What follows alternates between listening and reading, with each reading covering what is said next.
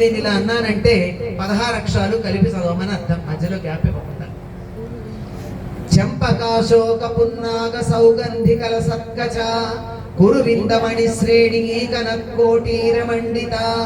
అష్టమీ చంద్ర విభ్రాజదళి కస్థర శోభిత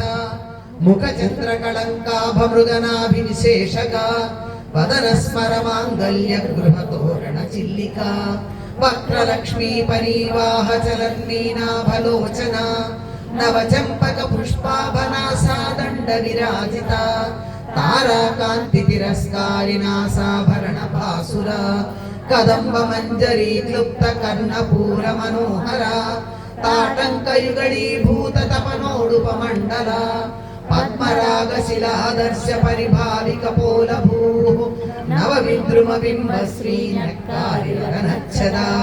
శుద్ధ విద్యాంకురాకార ద్విజ